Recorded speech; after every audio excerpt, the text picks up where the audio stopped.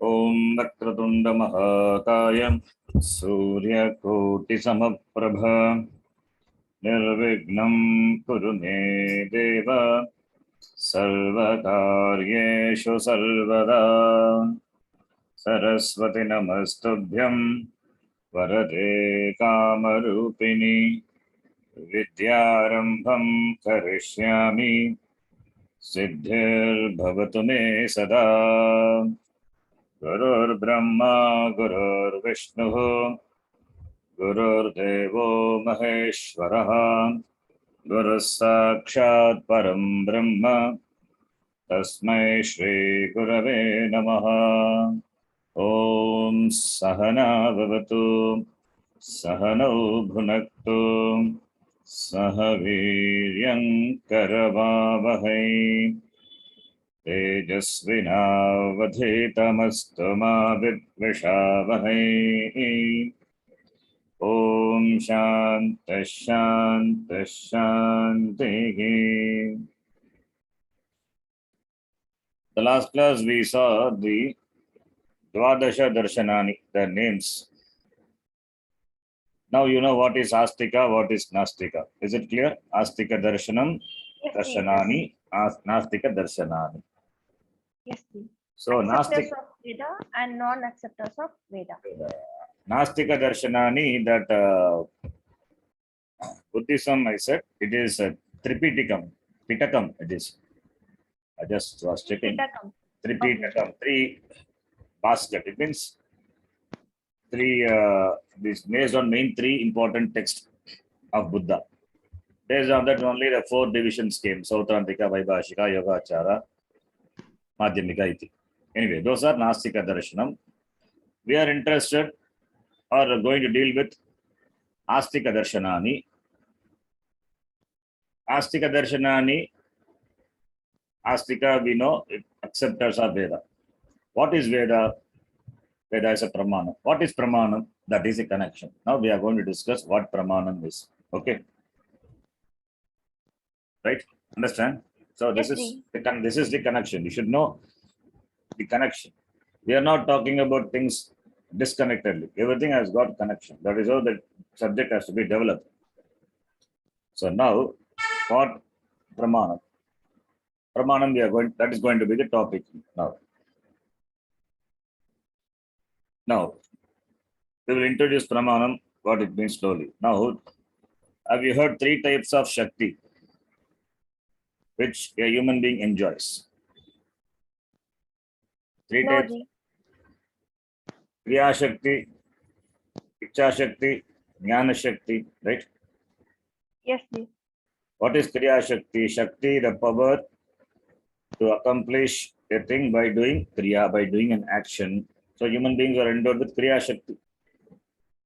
And human beings are endowed with the Shakti, the power to desire.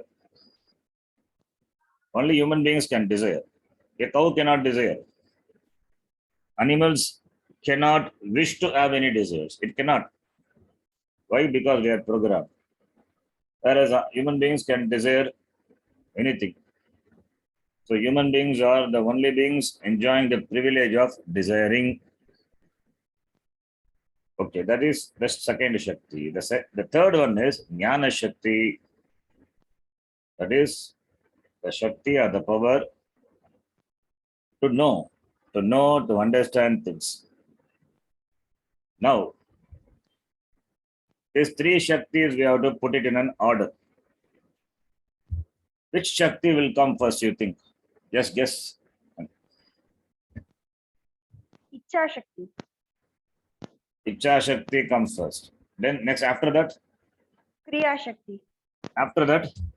Jnana Shakti. Jnana means what? Knowledge. Knowledge. Can you develop or can you have a desire for an object which you don't know? No, Ji. You know mobile is there.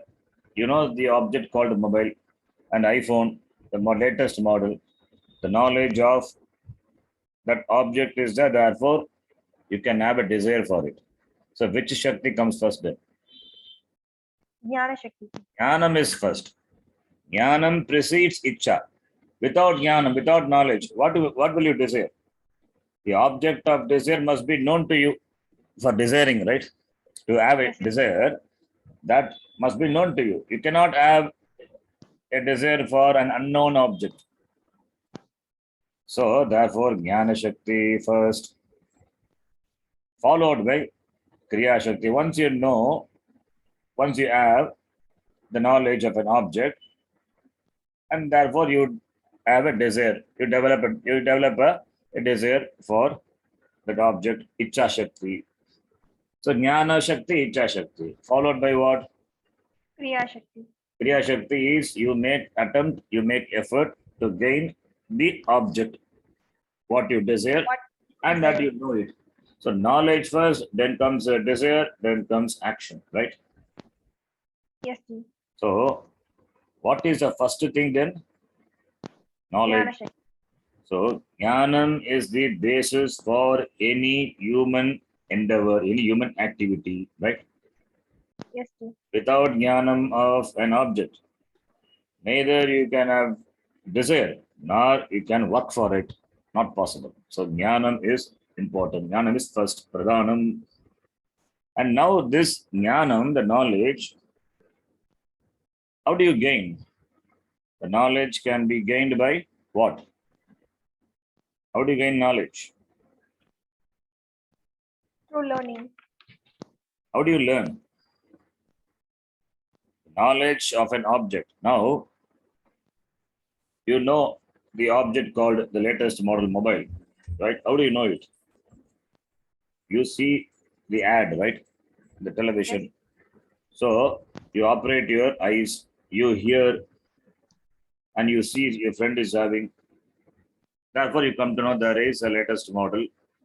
iPhone is the latest model, and therefore you can have a desire for it, and you can plan to buy it, or later, once you have enough money, you buy it. So therefore, the knowledge, how do you gain? By seeing, by hearing. So therefore, any knowledge can be gained only by using the appropriate means of knowledge. The means of knowledge, eyes are a means of knowledge. Here's the means of knowledge. Means of knowledge means instruments of knowledge, right? Yes, Ji. Therefore, for gaining the right knowledge of a thing, you have to use right means of knowledge.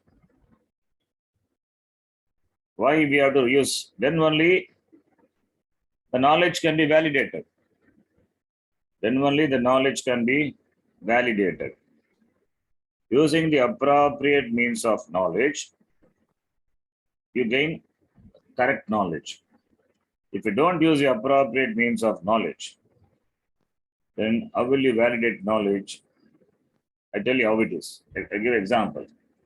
Understand this much. The means of knowledge determines the validity of knowledge. Therefore, the means of knowledge or the means of knowledge what you use to gain the knowledge of that object is as important as the knowledge itself. Now let us say, I said the means of knowledge determines the validity of the knowledge. Now the form or color of an object. How do you know? How do you perceive which instrument of knowledge you use? The form, Eyes. eyes, Through right? Eyes. So Varna Jnanam or Rupa Jnanam, that can be known only to Chakshurindriya. So Chakshurindriya validate the means of knowledge, that is Chakshurindriya, the eyes, determines the validity of the knowledge. Yeah. Now I have a flower, suppose, in my hand. How are you going to verify? How are you going to validate that? I have a flower in my hand. You have to operate your eyes. Without operating your eyes, you cannot validate it. Or you have to come and touch the flower in my hand by sparsha. If you're not able to see, then you have to touch. Or by sparsha. Or by smell also possible, but by smell, you cannot arrive at the right means of knowledge. Because there are things which can have the same smell as that of the flower. Possible. You can artificially create also. Yes. So either by Chakshurendriya or by Sparsha, only the knowledge of an object, that is the rose, what I have in my hand, that you can validate.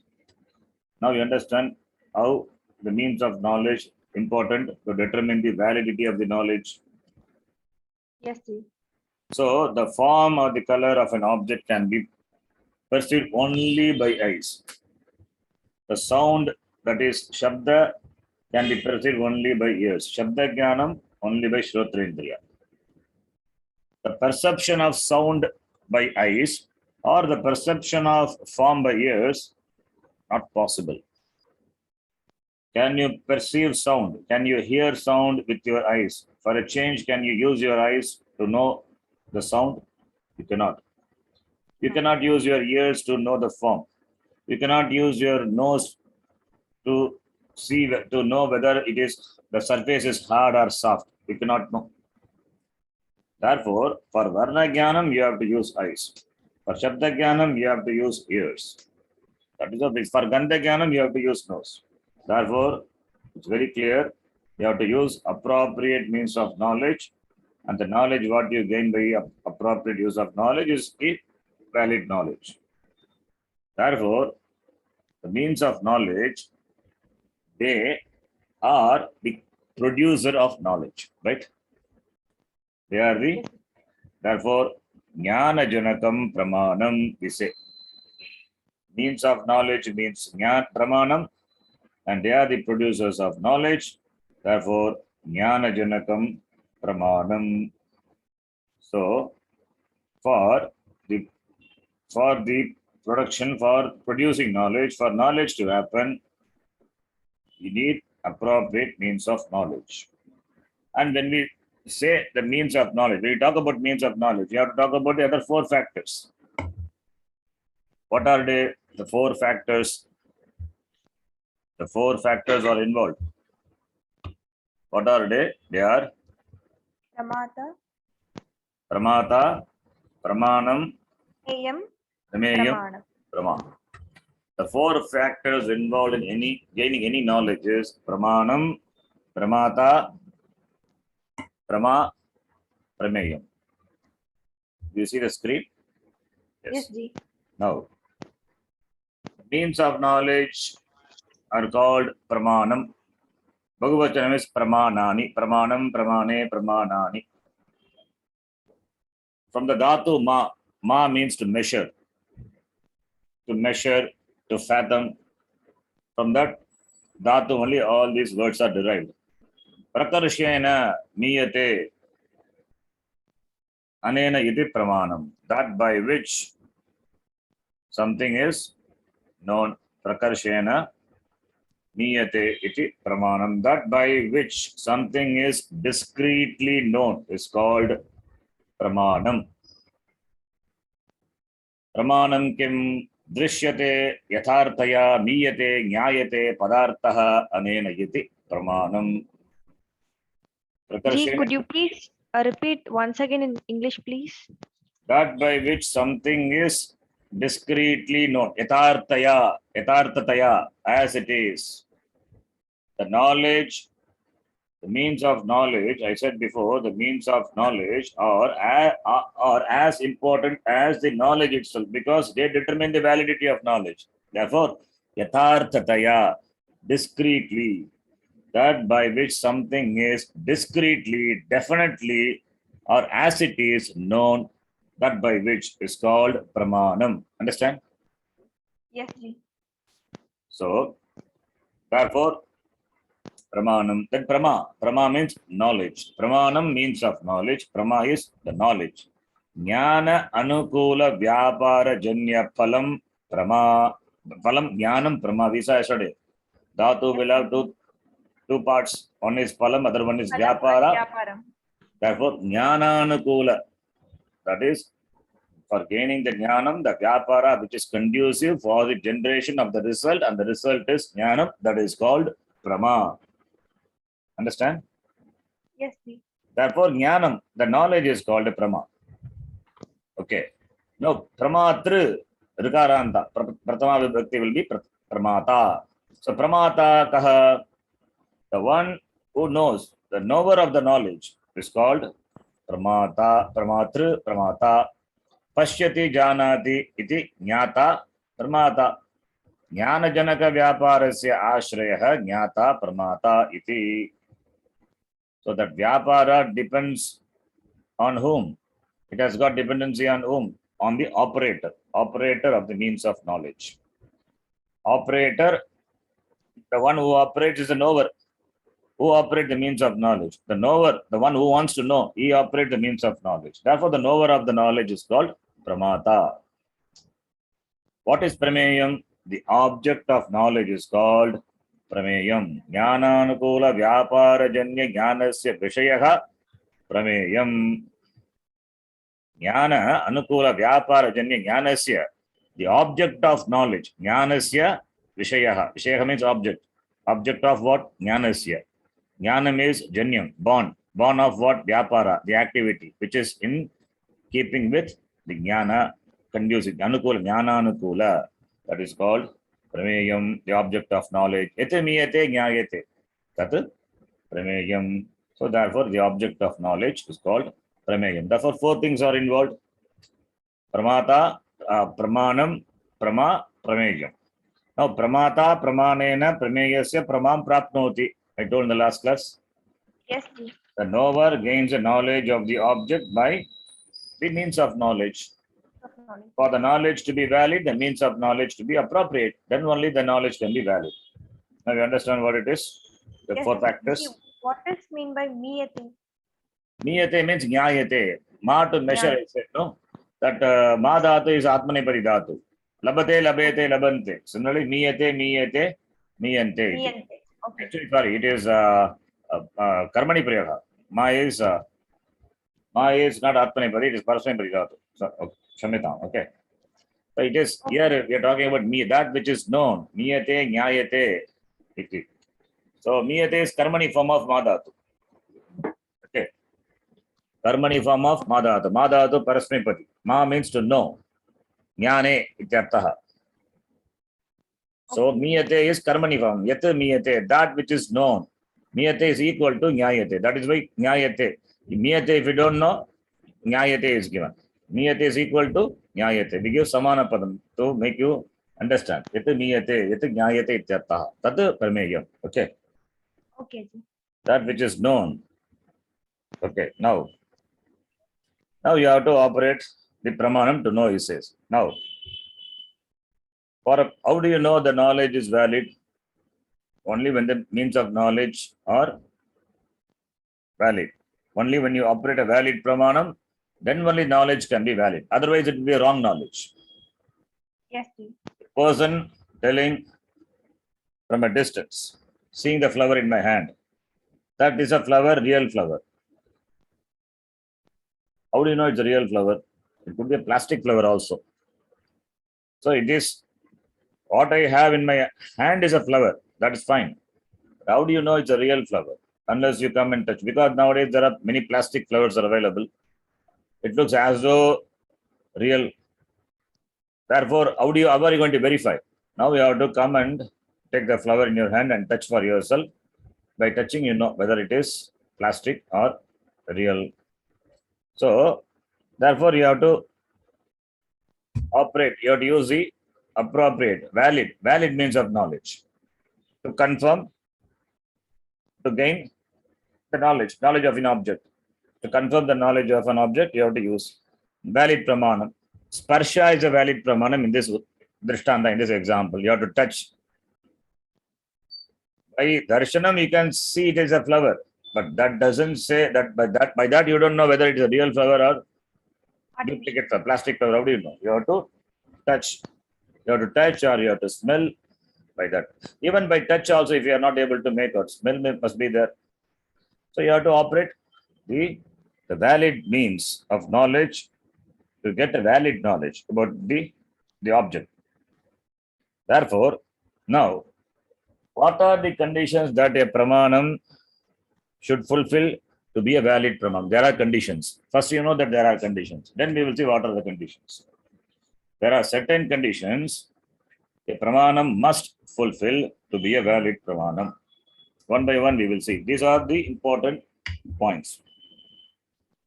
There are certain conditions a pramanam should fulfill to be a valid pramanam. What are they? You see.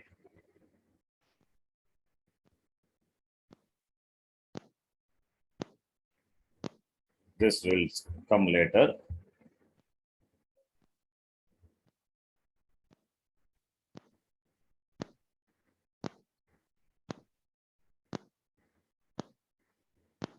Now you see.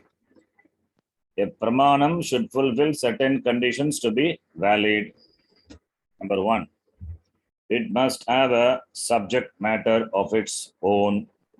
This is the first condition. As I told, the subject matter of the eyes is what? The subject matter of the eyes is darshan. This is rupa or varna. Eyes can perceive only the form or the color. The subject matter of the ears is only sound. So, it must have a subject matter of its own. A pramanam must have a subject matter of its own. Eyes are meant only for varna jnana, rupa jnana. Ears are meant for only shabda jnana.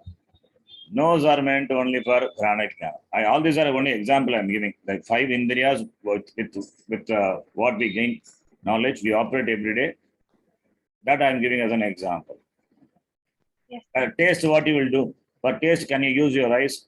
Now your mother has cooked something delicious and she wanted you to taste. Will you taste with your eyes or with your nose?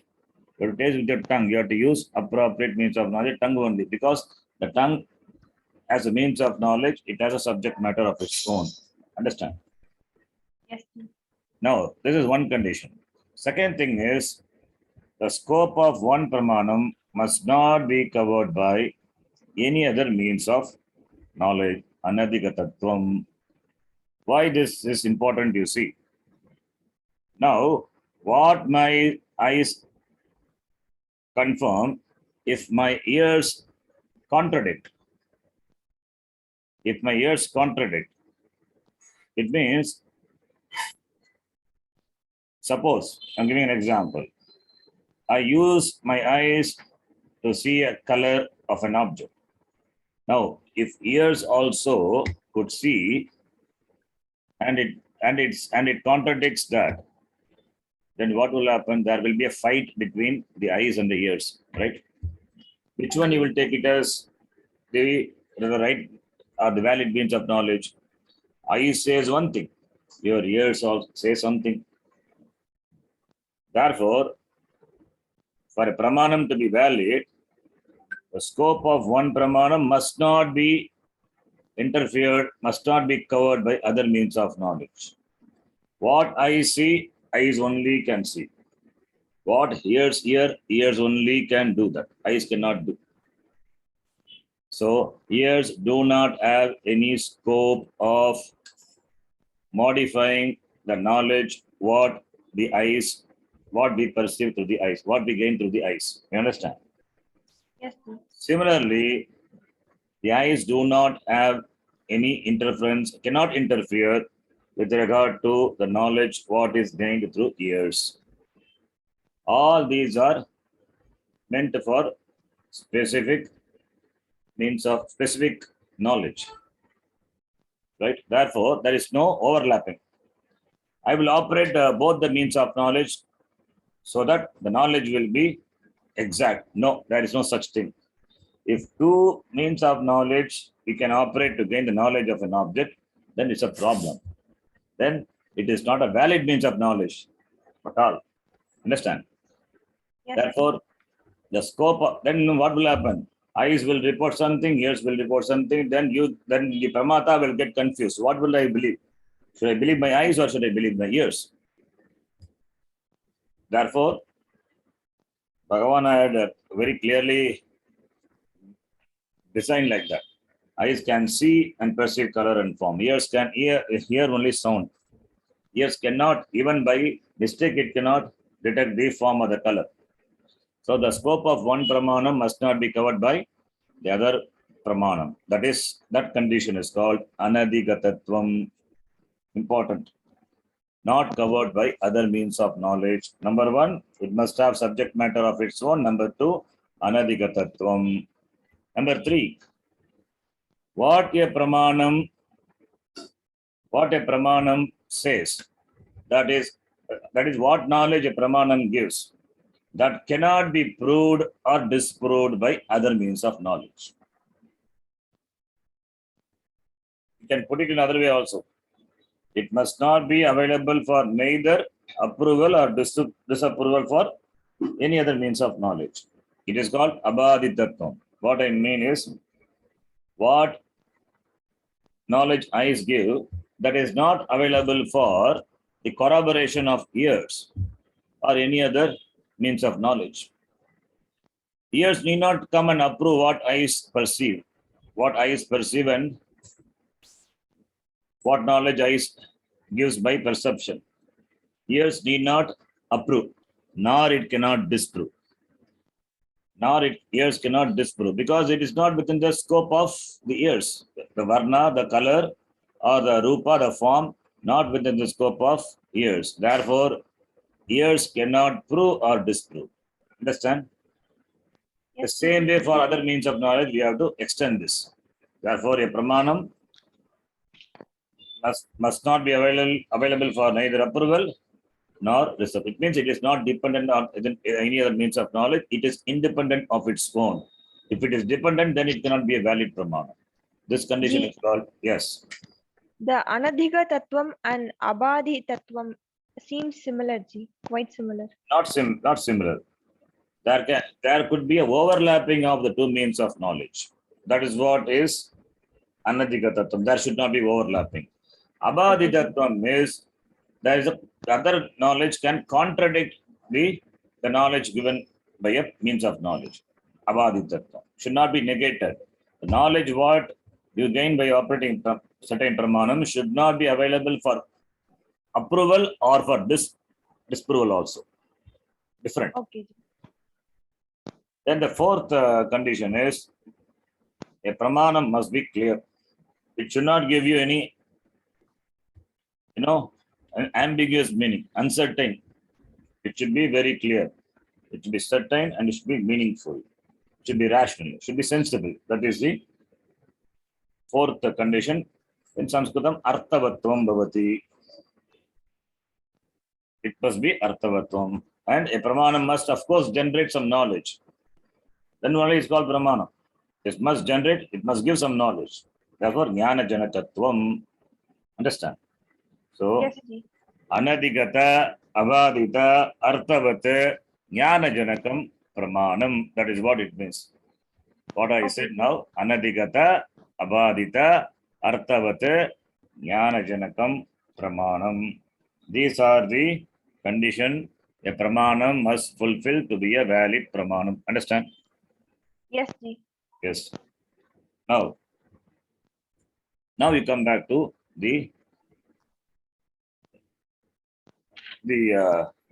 our darshanani.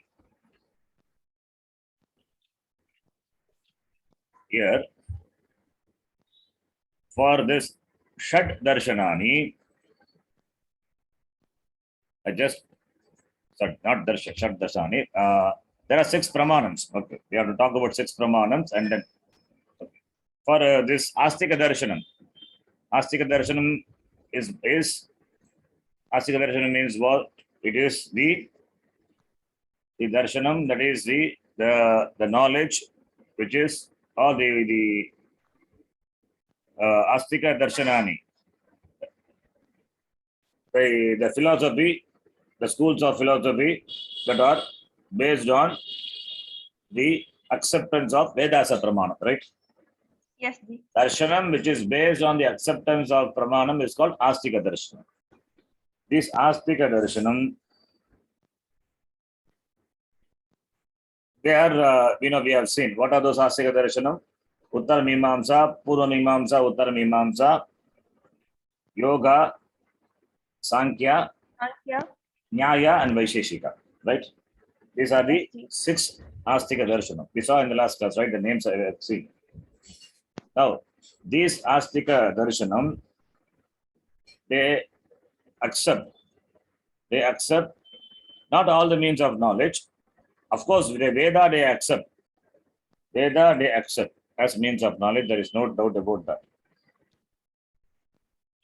But about other Pramana, certain darshanam accept, certain darshanam do not accept. That we will see when we see the individual darshanam. Now, what are those 6 pramanams? What are those 6 pramanams which the Astika darshanam accept? Not that all the Astika darshanam accept all the 6 pramanams. Again, I am saying. In fact, Vedanta only, that is Uttara Mimamsa, Vedanta only accepts all the 6 pramanam. Vedanta means that Uttara Mimamsa. Uttara Mimamsa we saw one Astika darshanam, right? Yes. Vedas are divided into two parts. First of all, what is Veda? You have to know. What is Veda? Veda means it's not a book. Veda is not a book. Veda means knowledge. Shrutihi. Shruti. Shruyate iti Shrutihi. That which is heard by rishis. Rishati janati iti rishihi. Rishis were not the composers, they were not the authors, they are not the writers of Veda. First of all, Veda is not a book. Only when it is a book, there can be writers. They were all revelations. Shruti was, that is, Veda was revealed by Bhagavan to rishis. Rishis, they saw the mantra, that's why they are called seers. Shruyate iti Shrutihi, heard by Rishi. From whom? From Bhagavan only. Sakshat Dakshinamurti, from Bhagavan. The Rishis, they heard the mantras in their meditation, deep meditation, they heard. So, like the gravity somebody discovered, gravity somebody wrote, no, discovered, revealed to Newton. They say Newton, not only Newton, even before Newton discovered it was there, and it was known to Indians. I mean, it's Bharatiya, that Purva, Bharatiya.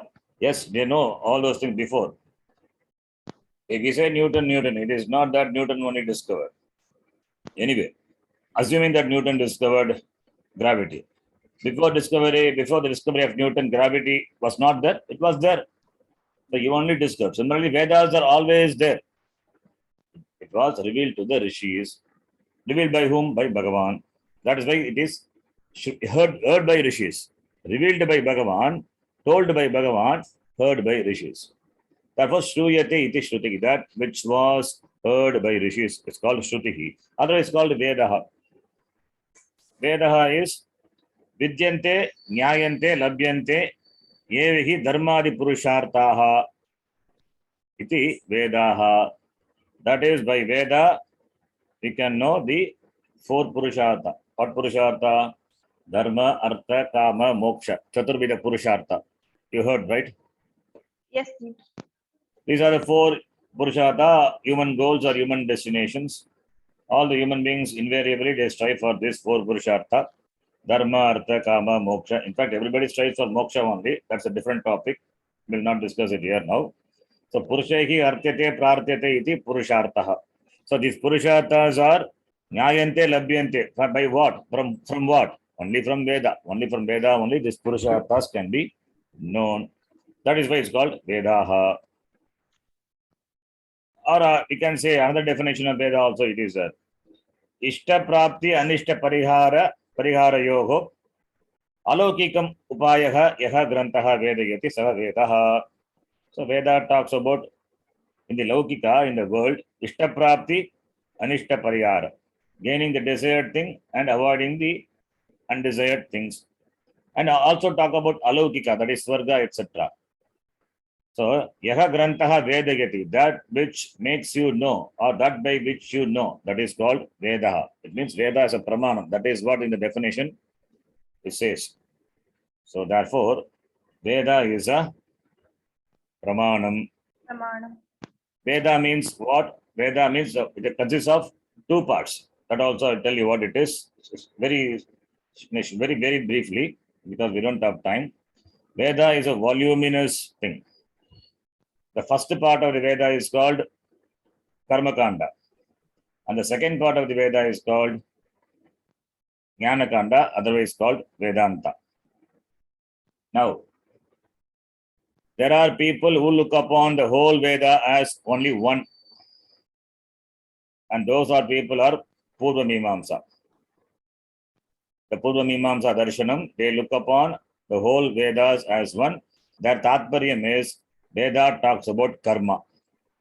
Veda talks about karma. The whole Veda, Tatparya of Veda, the teaching of the Veda is karma. This is what Purva Mimamsa says. And other Darshanam, Uttara Mimamsa, they say, they look upon Veda as two parts, two portions, two books. If at all, if I can use the word book. The first part is called Karmakanda, otherwise called Veda Purva, the first part. The last part is called Veda Anta, Jnanakanda. They look upon Veda as two parts. Yes, Karmakanda and Jnanakanda, knowledge portion. okay. That is called Upanishads. Upanishads are located at the end of the Veda. That is why Upanishads are called by the name Veda Anta. It is a positional name. Vedanam Antaha Vedantaha. Okay. Okay. So that is, they look upon Veda as two, and Purva Bhaga and Uttara Bhaga. Purva Bhaga is first part, which deals with karma. Uttara Bhaga deals with Jnanam. That is Vedanta, otherwise called Upanishad. This is Uttara Mimamsa. So now, the Vedanta, that is Uttara Mimamsa, they accept all the six means of knowledge, what you see in the screen, Shat Pramanani, as the valid means of knowledge.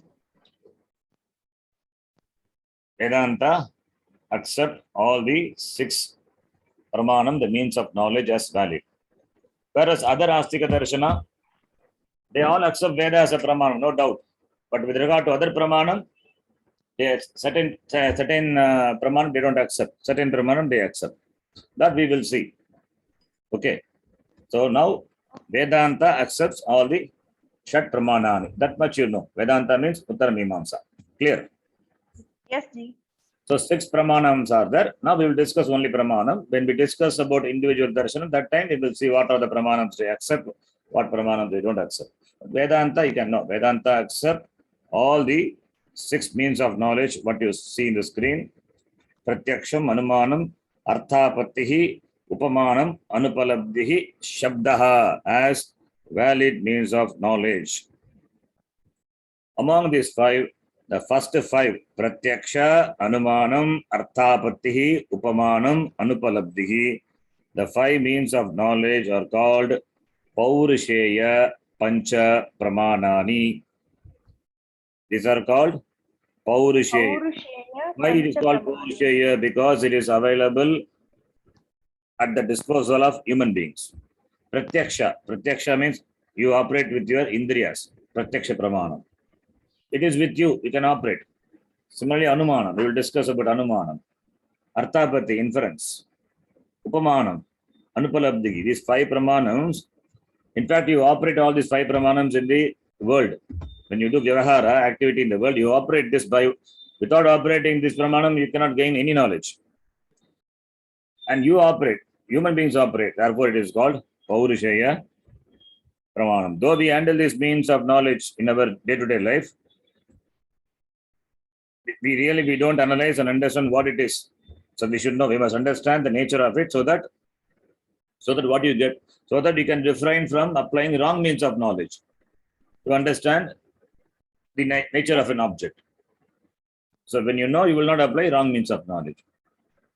That is important. That is why this knowledge of these Pramanams are important. Now, the last one is Shabda Pramanam, that is Apurusheya Pramanam. It is not available with the human being, Apurusheya, not available with the human being. It means what? It is available outside the human being in the form of words, in the form of Veda in the form of Shruti, which were revealed by Bhagavan to the rishis.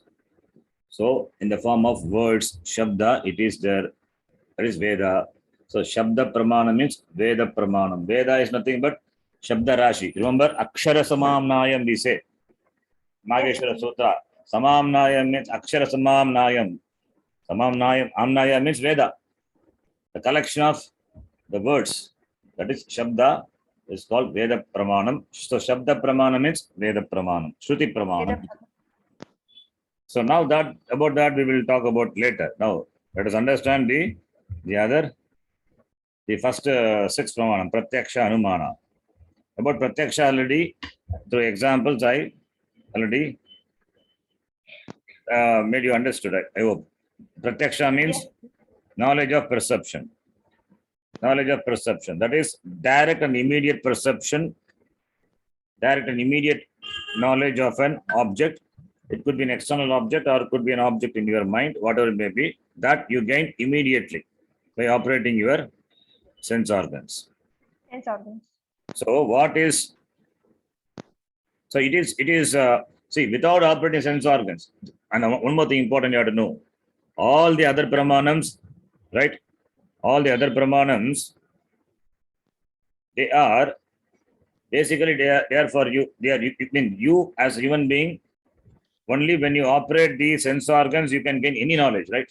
Without the sense organs, can you gain knowledge? No. So, all the pramanam, for gaining all the pramanam, they are dependent on sense organs. And that sense, the knowledge gained through sense organs, that is the immediate knowledge you gain through sense organ, it is counted as a separate means of knowledge. It is counted as a separate means of knowledge. And the knowledge gained by the sense organs are not available for other means of knowledge.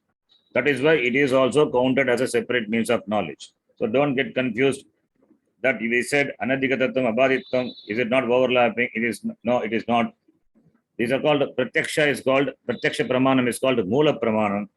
It is a fundamental Pramanam, basic Pramanam. Without operating your Indriya, no knowledge is possible, right? Yes.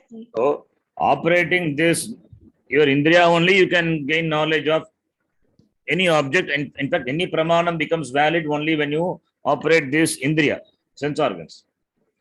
But among the sense organs, each sense organ has an independent scope. So therefore, only it is counted as a separate means of knowledge. Pratyaksha pramanam iti. So the Pratyaksha pramanam, it is of 5 types. Panchada bhavanti, based on the 5 sense organs. Based on the operation of the 5 sense organs. Shabda, Sparsha, Rupa, Rasa, Gandha. Shabda means sound. So what is the Indriya by which you perceive sound? Ears. Sparsha means touch. What is the Indriya by which you gain the Sparsha Jnanam? That is skin. Skin is from the top of the head to the tip of the toe. Skin. Then Rupa. Rupa is form. How do you perceive the knowledge of an object? I mean, its form or color, that is by eyes. Chakshu. And Rasa is taste. Taste, how do you perceive? By tongue. Gandha, smell, by nose. Therefore, Shabda, Sparsha, Rupa, Rasa, Gandha, we say.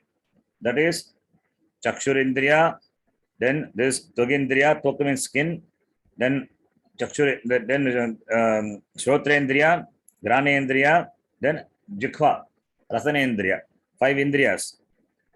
But what we generally say, instead of telling the name of the sense organs, we use the attribute, what the sense attributes that the sense organs perceive from an object. Shabda, when you say, Shabda means sound. It refers to what Indriya? Shabda refers to what Indriya? Shabda meaning sound. Yes, ji. Refers to what Indriya? Shrotra Indriya, ears. Okay. Understand? Sparsha means. But it is produced. Sorry? Ji, when we hear Shabda, Shrotrindriya is used. Yes. But while producing the Shabda. That's okay. That leave it. We are not doing any activity here. We are not talking about Kriya. We are talking about Jnanam. Okay. I get So when I say Shabdendriya, or when I say simply Shabda Sparsha Rupa Rasa Gandha, Shabda means you have to understand it is Shrotrendriya. Sparsha means Tugindriya. You have to understand like that. Okay. Okay. Okay.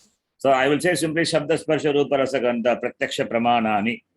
It means it refers to the 5 sense organs which are involved in gaining the knowledge of external objects by perception. Okay. Even though 5 sense organs are there, but they are all grouped under one pramanam is called Pratyaksha Pramanam. Okay. And among them, Varna Jnanam, as I gave, Varna Jnanam, Rasa Jnanam, that Grana Jnanam, etc. All these Jnanam, the knowledge is available only for particular sense organ, not for all the sense organs. Varna Jnanam not available for other Indriyas except eyes. Rasa Jnanam not available for other Indriyas except tongue. If one knowledge is available for more than one sense organ, then what will happen? It is not considered to be a pramanam. It violates the conditions to be a pramanam. Therefore, all 5 sense organs, pratyaksha pramanani, the 5 are valid means of knowledge, and they are grouped under pratyaksha pramanam. The 5 sense organs are valid means of knowledge, and they are grouped under perception. Understand? Yes. And this perception, this pratyaksha is a basis for all the other means of knowledge, because all the other means of knowledge, they exist and depend on pratyaksha for their operation. Therefore, it is called Moola Pramanam. What Pramanam? Moola Pramanam. Moola Pramanam. Pratyaksha Pramanam is called Moola Pramanam. Fundamental Pramanam. Yes.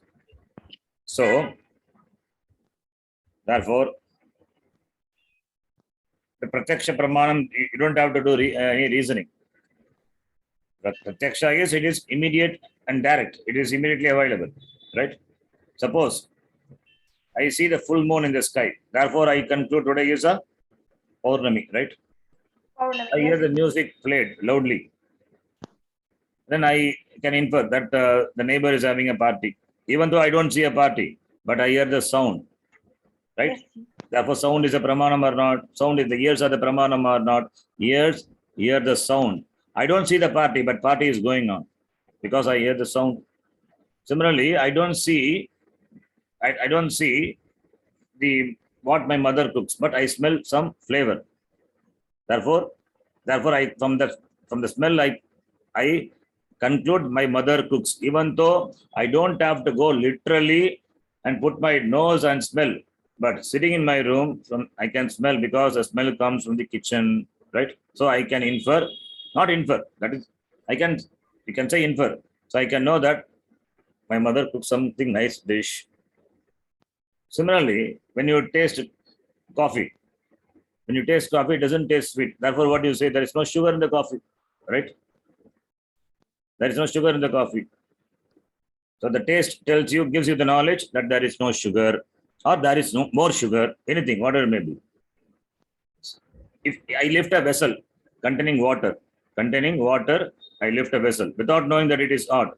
But moment I lift, I feel the heat. Therefore, the vessel is hot. Therefore, by sparsha, I know it is hot. So, therefore, in operating this the indriya and gaining knowledge, what reasoning is involved? You have to reason out. No, do you get knowledge immediately or indirectly? You get immediate knowledge. Therefore, that's why it's called pratyaksha. Pratyaksha means direct. Okay. Understand now? And this Yes. pratyaksha also are of 2 types. One is indriya pratyaksha. Other one is sakshi pratyaksha. One is indriya pratyaksha. Other one is indriya pratyaksha is what I told, that pratyaksha, the sensory perception that you gain through indriyas. Indriyani, pancha jnanendriyani, shabda sparsha rupa rasa gandha. That is what I said. I use the word shabda sparsha rupa rasa gandha. It means you have to understand it is sense organs. Okay. So that is indriya pratyaksha. Other one is sakshi pratyaksha. What is sakshi pratyaksha? That is the immediate perception without the support of sense organs, but with the presence of sakshi, the witness of all perception. Suppose I feel hungry.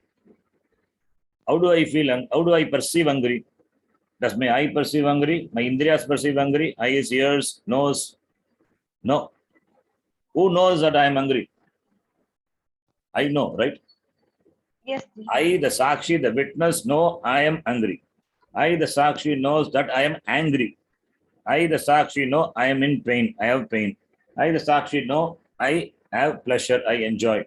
I, the Sakshi, know I love, hate, thirst, desire, emotions, knowledge, ignorance of objects, feelings, ideas, imagination, visualization, time, etc. Everything is known to whom? Known to Sakshi, that is me, the witness perception. Is it external or internal? Internal perception. Internal perception. Therefore, that is also pratyaksha only. So, Indriya pratyaksha is with regard to the external objects. That's why external perception we say. Sakshi pratyaksha is internal perception.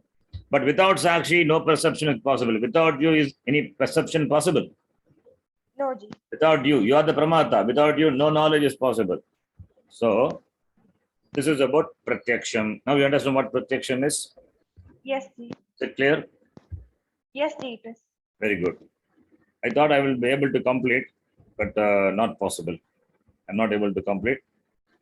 Now, we'll stop here and we will continue from the Anumanam directly in the next class. So please listen to the class before you go to bed in case if you don't understand, and ask others also. Only if they understand what I say, they would be able to understand what I'm going to say tomorrow. Because I don't want to repeat again. We don't have time. We have to Okay. move on. Okay, ji. Please listen to this. I will send you the recording of this class immediately. Okay, ji. Please listen. I'll also share the notes which I've took during the class. ji. Yeah, please listen and share the notes. Okay. Sure, ji. Okay. धन्यवादः. ओम पूर्णमदः पूर्णमिदं पूर्णात् पूर्णमुदच्यते पूर्णस्य पूर्णमादाय पूर्णमेवावशिष्यते. ओम शांति शांति शांतिः. हरिः ओम श्री गुरुभ्यो नमः. हरिः ओम. धन्यवादः. धन्यवादः, जी.